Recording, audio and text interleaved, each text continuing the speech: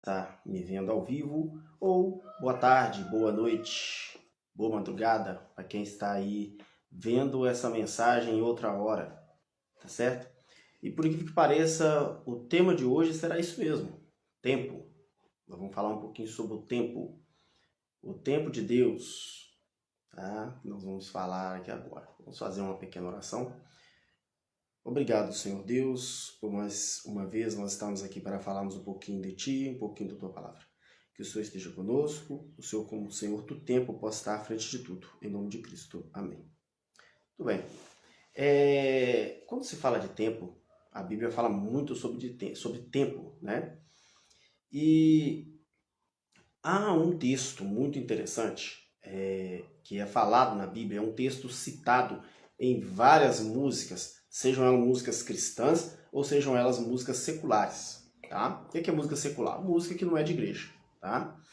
E tem música secular que fala da Bíblia, que fala de textos da Bíblia. E eu vou apresentar para vocês aqui agora uma música secular bem antiga, dos anos 60, tá? Você pode ter ouvido ela em algum filme aí, é por isso que eu vou falar. Eu vou citar uma música secular, porque não adianta citar uma música de igreja se você não conhece. Eu tenho aqui pessoas que me acompanham que não são pessoas de igreja, não são pessoas que são filiadas a alguma religião, ou são de outras religiões que às vezes não tem essas músicas. Então, eu vou aqui citar uma música, é uma música secular, e é música tema de filme, tá certo? Eu tava vendo aqui, essa música ela foi tema de um filme chamado Forrest Gump, com Tom Hanks. E essa música, talvez se você tiver visto esse filme, você pode ter ouvido aí essa música, tá? Eu vou colocar um pedacinho dela aqui. É uma música dos anos 60, tá, gente? Ó. Essa música chama Churn, Churn, Churn. Depois eu vou falar qual é o texto que ela tirou, tá?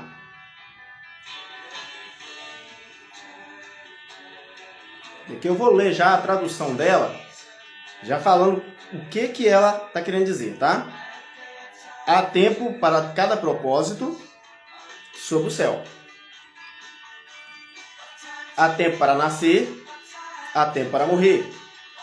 Há tempo para plantar, há tempo para colher. Há tempo para matar, há tempo para curar.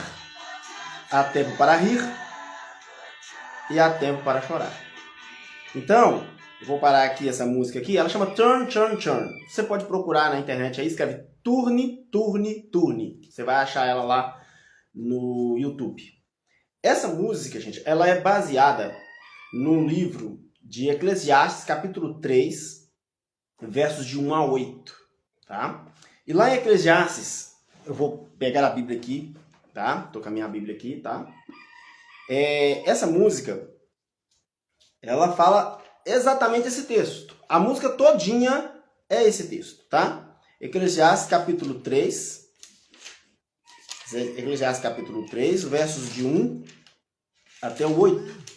Né? Aqui ela diz o seguinte, ó. Eclesiastes é um livro que está depois de Provérbios, que está depois de Salmos. Tá bem no meio da Bíblia.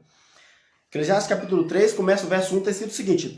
Tudo tem seu tempo determinado, e há tempo para todo o propósito debaixo do céu. E aí, ela vai falando isso que eu falei aqui da música, tá? Quem tá chegando agora, a música chama Churn, Churn, Churn. Pode escrever assim.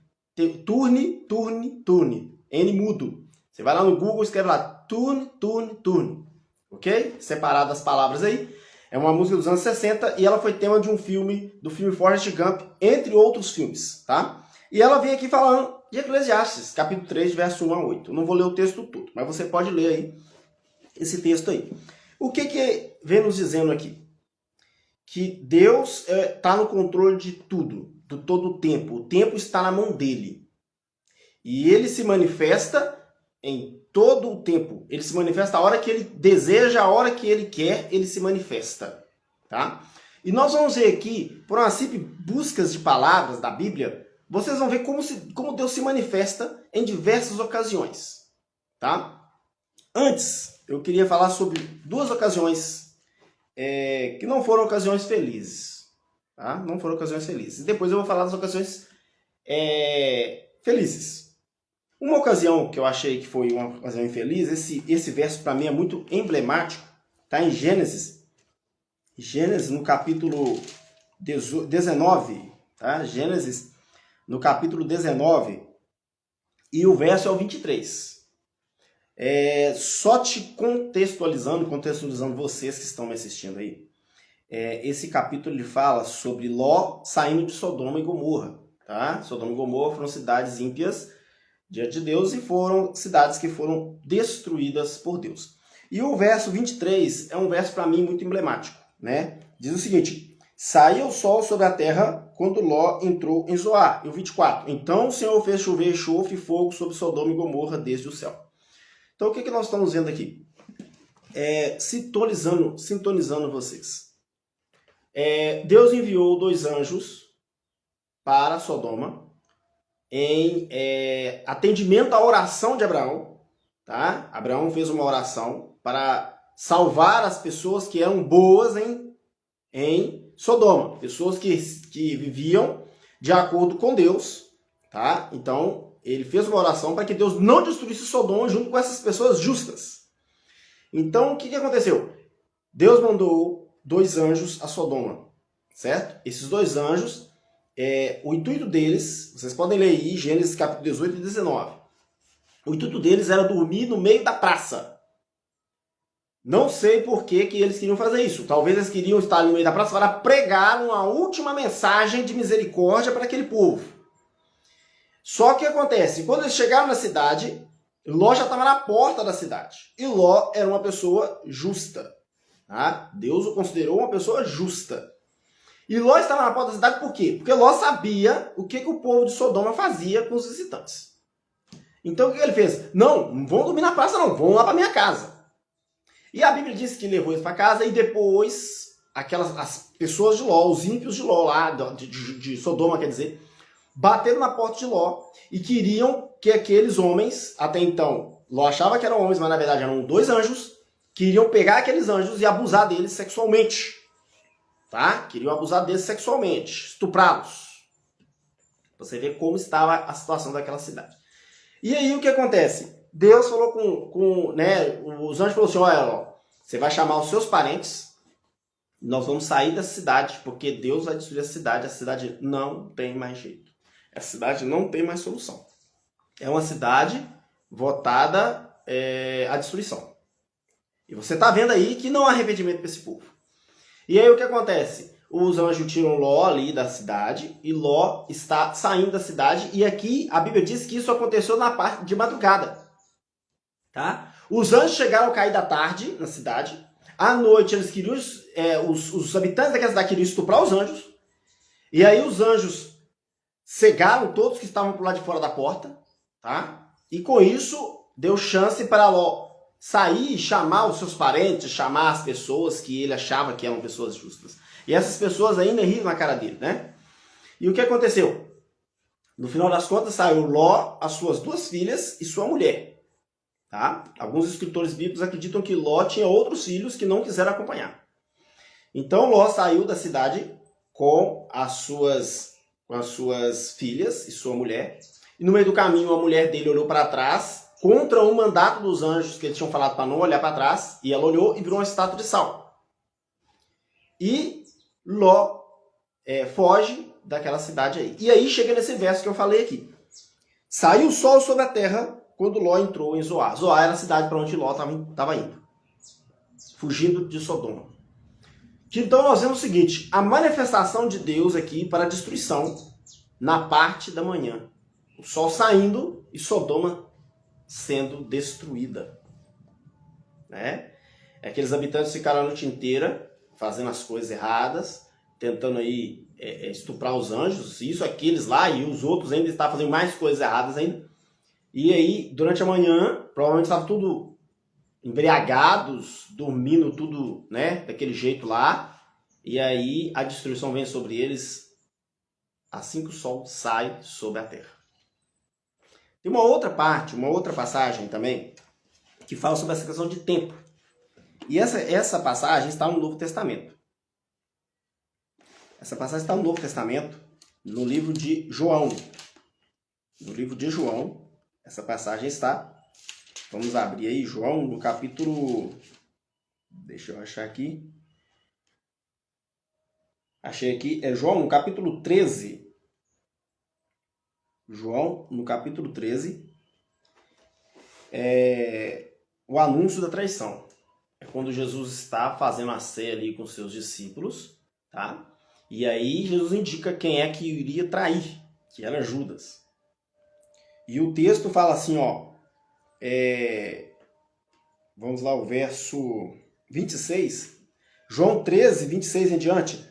Jesus respondeu, é aquele a quem eu dei o pedaço de pão molhado. Então, molhando o pedaço no pão, deu a Judas Iscariotes, filho de Simão. E assim que Judas tomou o pão, entrou nele Satanás e disse Jesus, o que estás prestes a fazer, faz-o depressa. Todavia, nenhum dos que estavam reclinados à mesa compreendeu o propósito que dissera isso.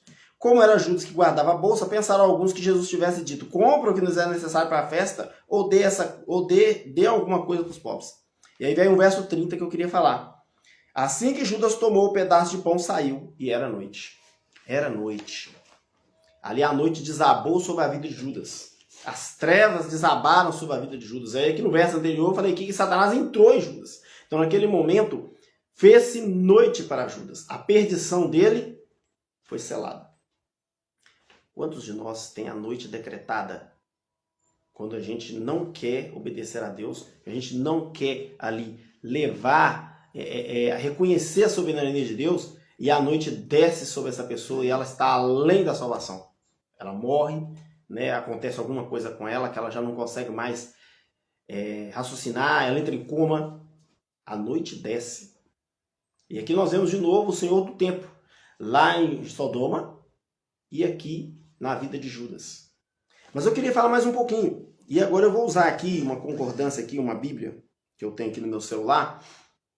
E com ela eu vou buscar algumas palavras interessantes, tá? E a primeira palavra que eu vou buscar aqui é manhã. Como Deus se manifesta na manhã. Além da criação, houve tarde e manhã. 6 dias, houve tarde e manhã. O sétimo dia também, houve tarde e manhã. Deus se manifestando tarde e manhã. Mas eu quero aqui falar sobre algumas coisas. Sobre essa questão da manhã. Tá? Vamos ver aqui, ó.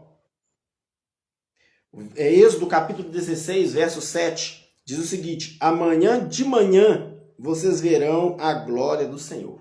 Então aqui Deus falando para o povo de Israel, lá em Êxodo 16, claramente que amanhã de manhã eu vou me manifestar a vocês. E existem outros textos, né, sobre manhã, olha só. E amanhã de manhã comerão pão à vontade. Então Deus mandando ali o maná de manhã cedo, porque o maná caía de madrugada, e quando o povo acordava, estava lá o maná todo estendido no chão do deserto, no meio da areia do deserto ali. Deus cuidando dos seus de manhã. Vemos aqui também Deus se manifestando no Monte Sinai, e Êxodo 19, verso 16. E na manhã do terceiro dia houve trovoadas e relâmpagos, uma nuvem escura apareceu no monte e ouviu-se um som muito forte de trombeta. Então nós vemos aqui Deus se manifestando de manhã, né? Vamos procurar alguns textos aqui no Novo Testamento sobre manhã, a palavra manhã. Olha só, eram 9 horas da manhã quando crucificaram Jesus.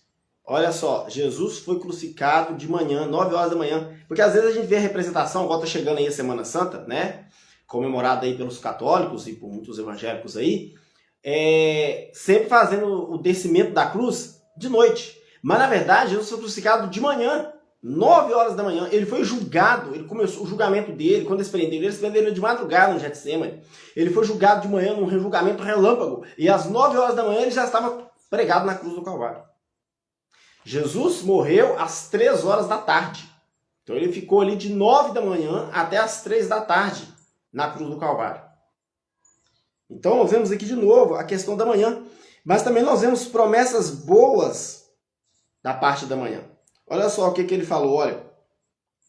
Apocalipse 22, verso 16. Eu, Jesus, enviei o meu anjo para anunciar essas coisas a vocês nas igrejas. Eu sou o famoso descendente do rei Davi. Eu sou a brilhante estrela da manhã. Olha só que beleza. Jesus é a estrela da manhã. A manhã que ressurgirá para todos aqueles que acreditam na salvação provida por ele. Então nós temos aqui a aplicação da palavra manhã. Eu quero também ver a aplicação da palavra tarde. Vamos ver essa aplicação da palavra à tarde. Qual que é a aplicação dela? Nós vemos aqui Gênesis capítulo 3, verso 8, onde diz o seguinte: naquele dia, quando soprava o vento suave da tarde, o homem e sua mulher ouviram a voz do Senhor que estava passeando pelo jardim. Então se esconderam dele no meio das árvores. Nós vemos aqui que Jesus, Deus se manifestando à tarde para as suas criaturas recém-criadas. Né? É claro que aqueles já tinham pecado, por isso se esconderam, mas nós vemos aqui que durante o vento suave da tarde, Deus se manifestava. Vamos ver aqui uma outra aplicação da tarde. Olha só, Êxodo 16, verso 6. Então Moisés e Arão disseram ao povo: hoje à tarde vocês ficarão sabendo que foi o Senhor Deus que os tirou do Egito. E Moisés continuou: é Deus, o Senhor, quem vai lhes dar carne para comerem de tarde e pão à vontade de manhã. Então nós vemos aqui o quê? Deus provendo o seu povo do que eles pediam. Deus manifestando o seu poder aqui na parte da tarde. Nós já vimos na parte da manhã e agora nós estamos vendo na parte da tarde. À tarde, Êxodo 16, 13. À tarde apareceu um grande rebanho de codornas. Eram tantos que cobriram o acampamento e no dia seguinte de manhã havia orvalho em toda a volta do acampamento. Ou seja, Deus mandou pão na parte da manhã, igual eu já tinha lido, e de tarde mandou carne, codornas, para eles comerem. Deus provendo o seu povo de manhã e de tarde. Vamos ver mais algum texto aqui da parte da tarde. Eu quero ver aqui.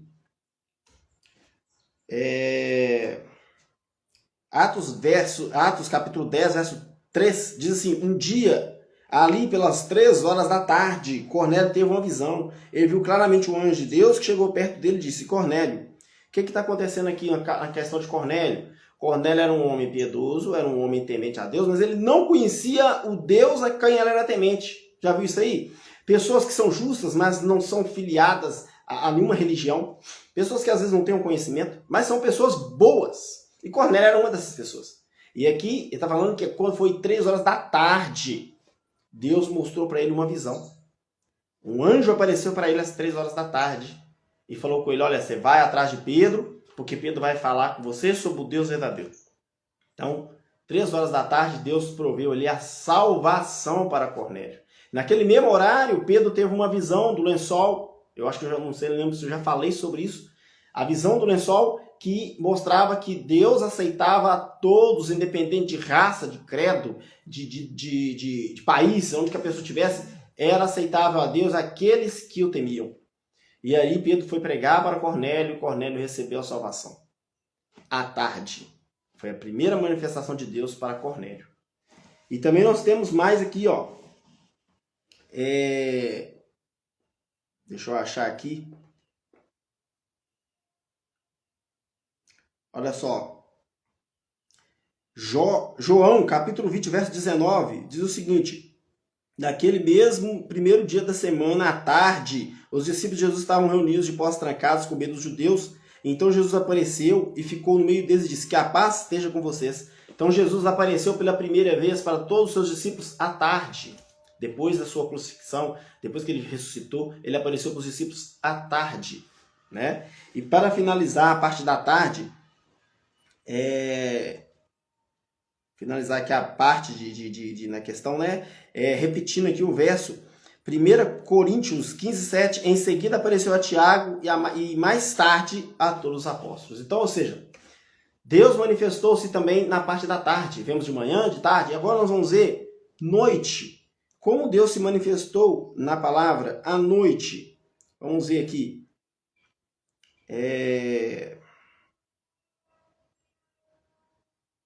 Olha só, Gênesis capítulo 15, verso 17, onde Abraão faz um sacrifício a Deus.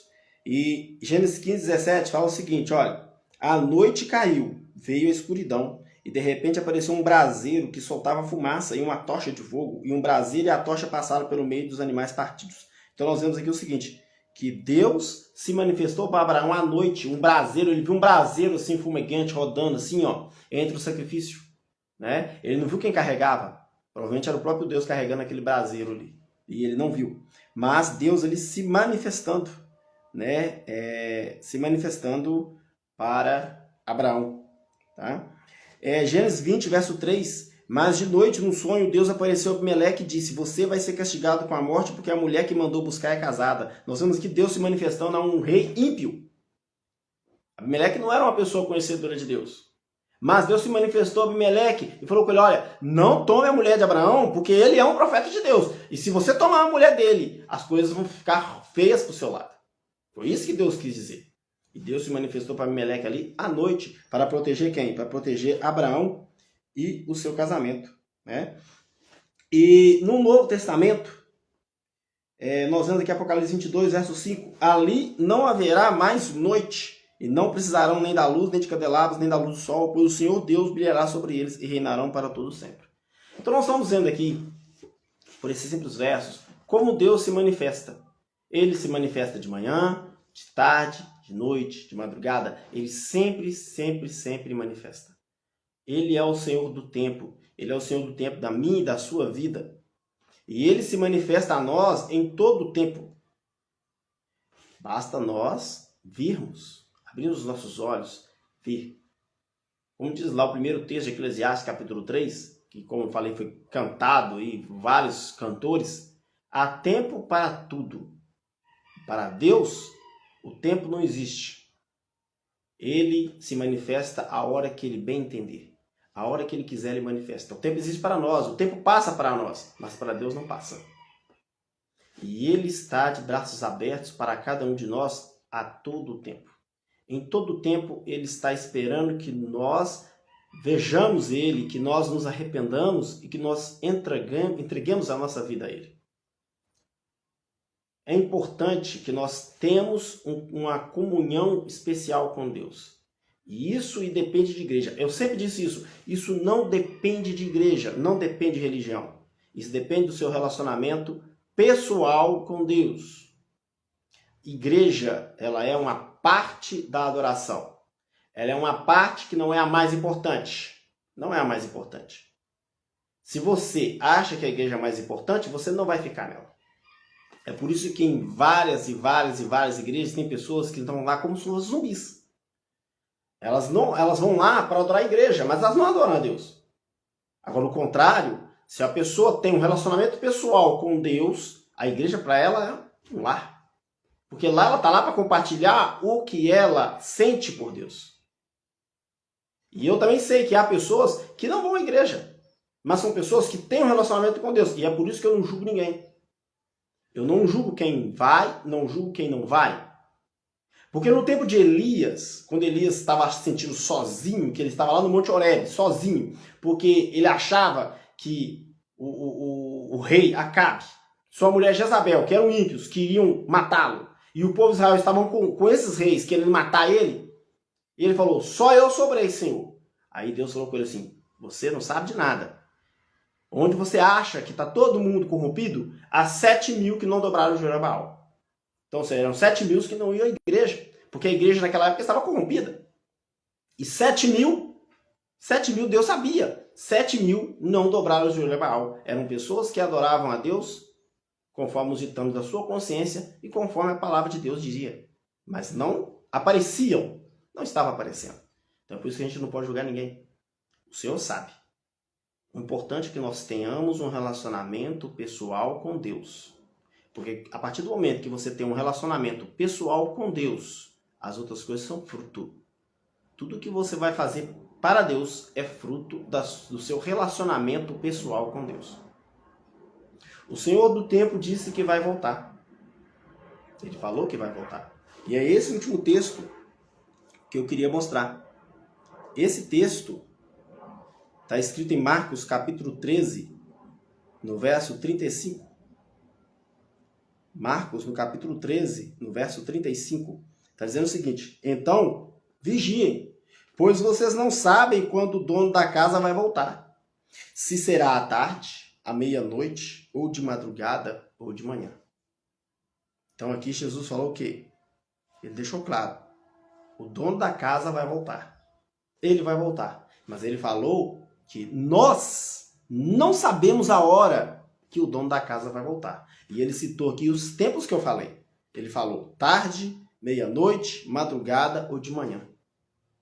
Nós não sabemos a hora que o dono da casa vai voltar, mas nós sabemos que ele vai voltar. E ele deixou claro, vigiem, estai atentos, fiquem atentos. O dono da casa vai voltar. E quando ele voltar, que não pegue ninguém desprevenido, que não pegue ninguém dormindo, que nós possamos ter aí a nossa fé firme na mão de Deus. E quando eu falo não pegar ninguém dormindo, eu quis dizer o seguinte, estavam sempre preparados. Porque às vezes nós não vamos ver Jesus voltar. Mas se a gente morrer aqui agora, acabou. Quando ele voltar, vamos ressuscitar. Se nós tivermos morrido de acordo com ele. Essa semana, hoje, está fazendo 8 dias, eu fiquei sabendo de um acidente muito triste, né? Que foi lá no Rio de Janeiro. Né? Uma família inteira, quase inteira, foi dizimada. 8 pessoas dentro de um carro e apenas um sobrevivente. Né? Pai, mãe, crianças. Né? Um acidente que eles não esperavam. O erro do pai era estar carregando um tanto de criança dentro do carro, mas na verdade foi uma coisa assim, uma carreta que perdeu o controle, invadiu a pista contrária e pegou o carro do outro lado. Numa fila de carros, só aquele carro ali foi pego. Então você imagina uma coisa, nós não sabemos a hora que a gente vai morrer. A gente não sabe. Então é por isso que a gente tem que estar sempre preparados. Preparados. Porque se nós morremos em Cristo, quando Cristo voltar, nós podemos ter a certeza que nós vamos ressuscitar juntamente com Ele. Que Ele vai ressuscitar aqueles que morreram com Ele. Então que Deus possa nos abençoar e que hoje nós possamos ter aí na nossa consciência, Deus é o Senhor do tempo. Até mesmo quando a gente estiver passando por alguma dificuldade, por alguma complicação na nossa vida diária, Deus é o Senhor do tempo. E se nós estiver passando por qualquer dificuldade, Ele vai nos acolher, Ele vai nos ajudar e vai nos ajudar a suportar todas essas dificuldades. Porque Ele manda no tempo, Ele tem o completo controle do tempo. Até um caso em Josué, onde Josué faz uma oração e Deus para o tempo. Ele para o sol, Ele para a lua no céu. Então, Deus é o Senhor do tempo. Que Deus possa abençoar a todos nós e nós possamos ter essa consciência. Obrigado, Senhor Deus, por mais uma vez o Senhor estar à frente de tudo, à frente de nossa vida, à frente do tempo. Que o Senhor nos abençoe e nos guarde. Perdoa os nossos pecados em nome de Cristo. Amém. Então até o próximo encontro com todos vocês.